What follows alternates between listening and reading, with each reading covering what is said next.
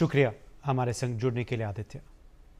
Differences between Bangladesh's caretaker administration and the military appear to have come to a head, with the army pushing Chief Advisor Muhammad Yunus to hold elections by the end of the year so that an elected government is in place by early 2026. The interim government's inability to fix a timeline for the elections and a controversial proposal to establish a corridor from Cox's Bazar in Bangladesh to Myanmar's Rakhine state to help Rohingya refugees are amongst the key issues of divergence between the army and the interim government. Remember, Nobel Laureate Yunus had become head of the caretaker administration last August after Sheikh Hasina's ouster. Yunus has told interlocutors from several countries, including India, that he intends holding elections by the year end, provided certain reforms are carried out. However, this has not been realized until now. 19 advisors from the interim government, meanwhile, have held a closed-door meeting in the Sher-e-Bangla area in Dhaka. The meeting, convened by Muhammad Yunus himself, followed buzz that he would step down. However, he's made it clear that he will stay.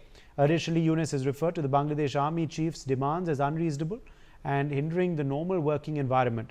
Meanwhile, his supporters have warned that they are ready to fight at all fronts. On the other hand, Sheikh Hasina has released a statement slamming Yunus. She stated that Yunus sold out the country to stay in power and his position has no constitutional basis. Joining us live is Shoaib Choudhury, senior journalist. Shoaib, thank you for speaking with us. Let me begin by asking you about the state of affairs in Bangladesh. Is all well between Muhammad Yunus and the military? Very much, Uday Pratap. You see, now the main point is that Yunus is unwilling to hold any election as per demand of the Army Chief General Wakar by the 30th of December. Now, Yunus is continuously making numerous excuses, this and that, actually to avoid holding the election and remaining in power indefinitely, because he has certain agendas on his book. For example, as you mentioned, giving corridor to Rakhine state, to Arakan army actually, to hand over Bangladesh, Saint Martin Island to Americans, and various other projects, including an air base in Lalmonihar district. So this is a very broad-based conspiracy against Bangladesh, or blueprint against Bangladesh, that Yunus is trying to implement. And according to another information I'd like to humbly share with you, Mr. Uday, that Yunus is, while he is almost pushed to the corner, because Bangladesh Nationalist Party, they also said Yunus must declare the election roadmap. So under such circumstances, Yunus is, according to a credible source, waiting for a Monday miracle, meaning he is expecting a kind of pressure from Washington and the United Nations by tomorrow night Bangladesh time on General Wakar, which will pave the path for Yunus to remove General Wakar, remove the air chief, remove the Navy chief, and also compel President Mohammed Shahabuddin to resign. So this is a point of head-on collusion between Yunus and Bangladesh armed forces. Situation is very tense in the country. Army deployment on the streets are on rise. They're increasing almost on an hourly basis.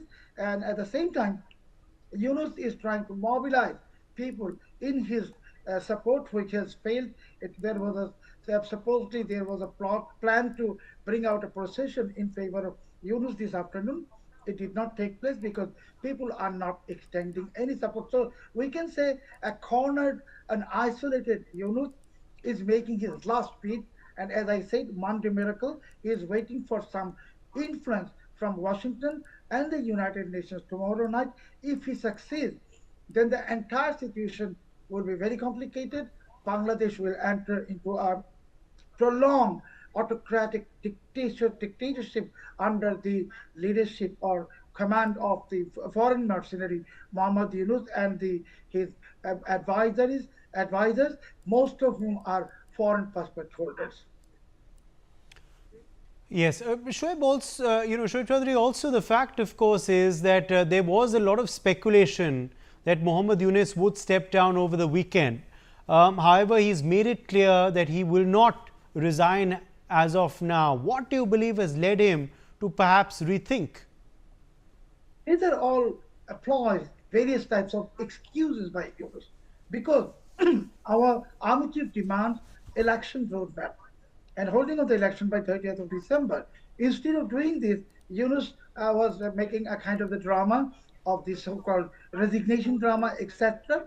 Yunus wants to buy time. As I said, that from Monday, tomorrow, now the whole of the United States is on holiday, and Yunus is buying time to come up with something that can tame the Army Chief General Waqar Zaman and the entire military, navy and air establishment. At the same time, his ambition of becoming the unelected president of Bangladesh by removing President Shahabuddin Ahmed. So these are all ploys. People of Bangladesh understand that Yunus is doing drama, and I think now under such a very complicated, critical situation, Bangladesh army may take a military initiative, military action. We should not call it military coup, military initiative or military action to protect the sovereignty of Bangladesh for the sake of national interest of this country. Because, Mr. Uday, you are also aware that Yunus have brought in an American citizen, a foreign citizen, and made him the national security advisor of this country. So this is unprecedented. Yunus is actually implementing the blueprint of the deep state and his other employers. As I said, he is a mercenary. Bangladesh has been held hostage by the bunch of mercenaries led by Yunus. And I think by tomorrow, sometime afternoon, our time, your time, and our time, Bangladesh time, we will see the clearly what is happening, what fate awaits Bangladesh will be decided by tomorrow. All right, we'll keep a close eye then on this big story. Shoaib Choudhury, for the timing, thank you very much for joining us with your perspective. Now, Russian strikes have killed at least 12 people in